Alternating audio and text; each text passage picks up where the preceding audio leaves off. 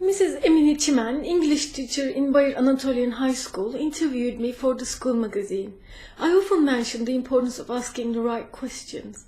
Ms. Çimen's questions inform us of the agenda of a conscious teacher aiming at creating a difference in school life, while giving us the opportunity to contribute to the development of a solution-oriented discourse involving endurance skills amongst others. I share the interview with you here with my thanks to Ms. Çimen. I hope you in turn will share it with those around you to contribute to the development of a constructive discourse, including my suggestions about managing stress, anger and violence.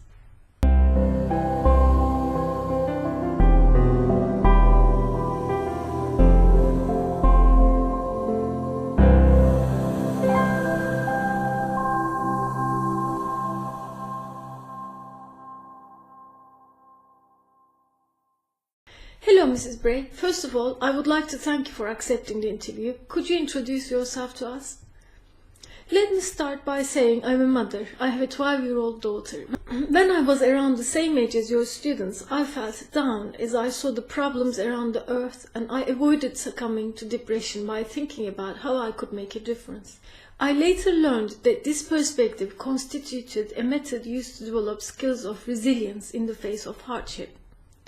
At last, I decided the only way I could make a lasting difference was for me to be either a politician or a psychologist. Politics seemed too complicated and relentless to me then, as it still does, so I chose psychology. The endeavor to understand myself and those around me and to help them was a natural process for me. I always advise young people to choose a field of work that they feel comes naturally to them, that is, a field that they love, they are passionate about, because once they have made their choice, they will have to work hard and they can invest such effort consistently, happily and patiently, only in a field that they can approach with passion, which appeals to them profoundly. I worked very hard after I chose psychology. I first got my undergraduate degree in Boğaziçi University. Then I received an MSc degree in family therapy from London University. I currently work mostly as online family therapist from my home office in Gökova and have clients from every continent on earth. How we focus determines our life. For instance, I currently work with people, couples and families who experience problems, but day by day my focus is shifting from helping those who have problems towards paving the way for those who wish to make a meaningful contribution to the world. Even though I may still be working with the same people on similar subjects, I feel that our horizon is broadening. We know that you do volunteer in schools. Can you tell us about these activities? I have an international business, but I believe strongly in improving one's local community. This is why I prefer doing my shopping at the local markets and small neighborhood shops instead of great malls and department stores. I make a point of being there when a neighbor needs me. Similarly, I've always been willing to share my learning and experience in every community I have ever been part of. I used to give seminars to parents, students and teachers in Turunç, where I lived for over 10 years. I've been living in Gökova for over a year now, and I try to meet the needs and expectations of the parents, students and teachers in our school here too. The Conscious Parents Training course I developed, consisting of 4 modules, creates a difference in the parent-child relationship, while the test anxiety seminars help decrease young people's anxiety levels significantly. These activities increase the participants' skills of resilience. The feedback I receive shows me the magnitude of the demand. Therefore, I have new projects underway to allow a larger audience to access the courses. For instance, I plan to create an online platform where I can offer the courses to larger groups. When this is accomplished, the students in your school and their parents will also be able to participate free of charge. The students in our school are between 14 and 18 years of age. What would you say are the general characteristics and especially worries of this age group? To answer this question, let's first go back and look at our own adolescence. Let's think of the anxieties we had, of the questions we asked ourselves, our self-talk. Who am I? How can I become who I want to be?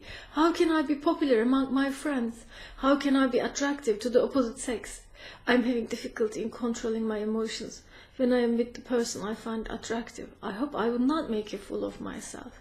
How can I make my family understand and accept my wishes and needs? What kind of future lies ahead of me? How can I best prepare for the future? How will the problems in the country and in the world affect me? What's my purpose in life? I feel inadequate and unsuccessful. I have no confidence. I can't do it. I don't understand. No one understands me. I'm so alone. What if I get a bad mark? What if I fail? What if I do badly on the test? What if my friends make fun of me or exclude me? Young people today have the same questions in their mind as we did then. The difference being that we are in the communication age, and therefore the new generation's horizon is much broader.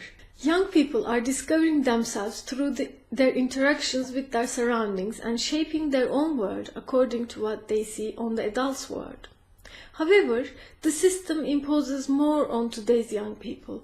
Evaluations of achievement through tests based on rote learning may be too limiting to let them discover the horizons at their reach.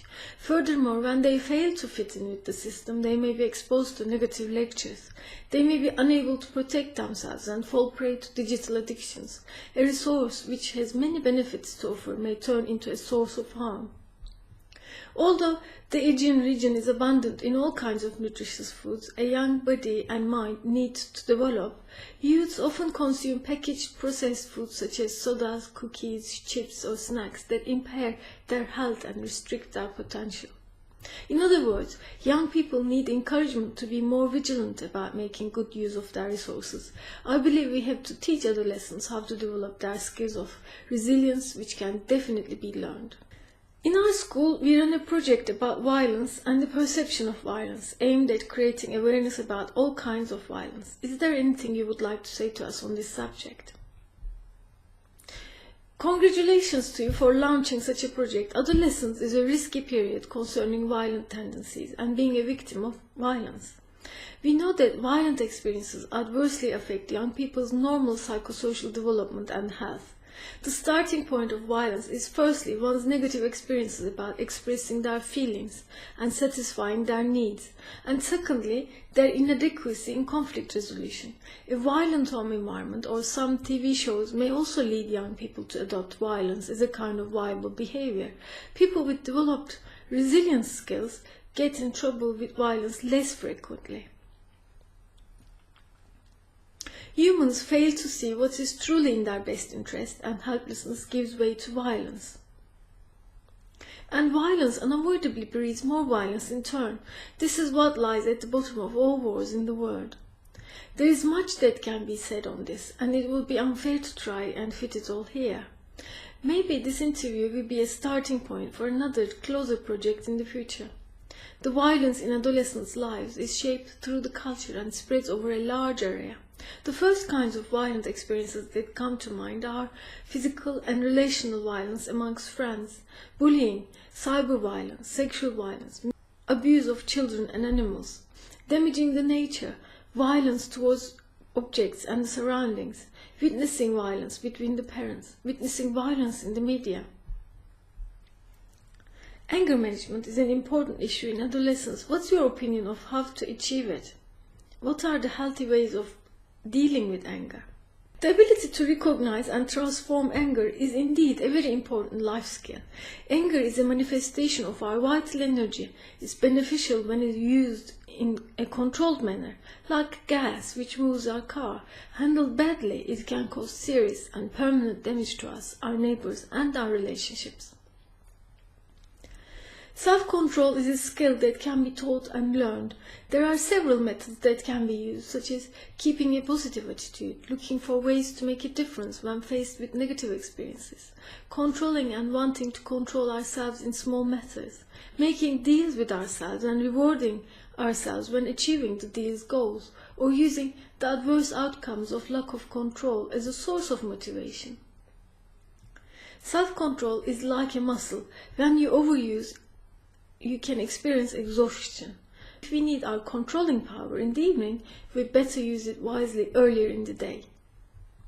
It's possible to observe the signs of anger before it peaks and to intervene in advance. I can think of other positive methods you can use. Painting a mental image of your anger, imagining your anger as a balloon that's deflating. Leaving the place, counting to 100 before saying or doing anything. expressing your anger verbally, saying I'm angry, instead of physically, approaching the situation as if it didn't involve us but other people, and so on. Young people with developed resilience skills are better at anger management. I have articles on anger which you can find on my website. Test anxiety and inadequate studying efficiency are the foremost among the difficulties our students experience. What could you advise them on these matters? Test anxiety and studying efficiency are two subjects that concern me. The system limits the students, the parents and the teachers all so much that you have to develop a critical stance and a balanced perspective, and to create yourself a balanced life in order to keep healthy. You need to establish a strong connection between your long and short-term goals. Everyone seems to focus all their efforts toward gaining acceptance to a good school, and the way to do that is believed to be to study hard, to solve hundreds of questions, and to forego having a normal childhood and youth. Yet, young people who live like that risk growing up into automatons who have no experience in anything but taking tests, who take information in and pass it out without questioning it, even if they manage to get themselves into a good university. In order to allow them to get to know themselves and their bodies, and to gain experience in a variety of life skills, we need to emphasize cooking, cleaning, mending clothes, changing light bulbs, or fixing leaky faucets at least so much as we emphasize exams. The remedy to test anxiety is to adopt a wider view. The problem arises from the inability of the teachers and parents to approach the tests this way, and are judging a student's personality and skills based on the test results. This is why any individual with common sense is a valuable resource for the young people around them. I prefer using the expression learning to learn instead of studying efficiency. You can forget what you have learned, but the learning skills you have acquired remain with you, and those skills are in fact what will be the most used to you in the long run. Efficiency becomes possible as part of a balanced life, including a good diet, adequate sleep and exercise, and sufficient spare time for entertainment. Stress affects children and teenagers as well as everybody else. What measures do you think we should take to manage stress effectively? I feel we burden children and teenagers way more than we should. Factors that mitigate the effect of stress include exercising, thinking positively, and close relationships with friends. My answer to your question about anger management would also apply to stress management. And of course, developing resilience skills allows us to counterbalance the negative effects of external circumstances on us.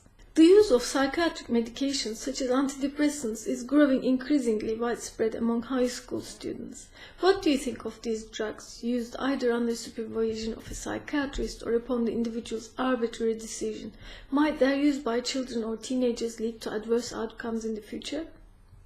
There is of course a group of individuals who would benefit from the use of these medications, and the decision in this matter lies with the physicians with the proper training. Taking medications without qualified advice constitutes a serious health threat. There are probably people who recommend each other medications as if those were sweets. I believe this stems from ignorance about how dangerous medications could be.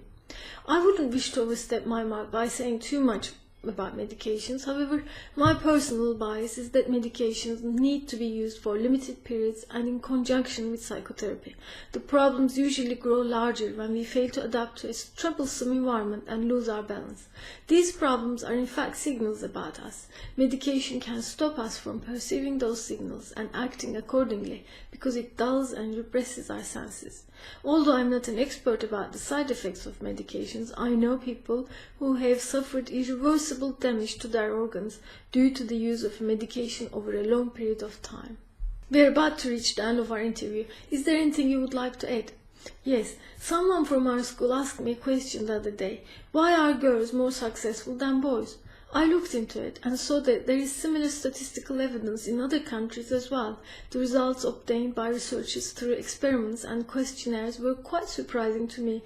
They claim girls are more successful than boys because they are better in self-control. Mrs. Bray, thank you so much for your time. Before we wrap up, could you tell us how those who wish to contact you can do so?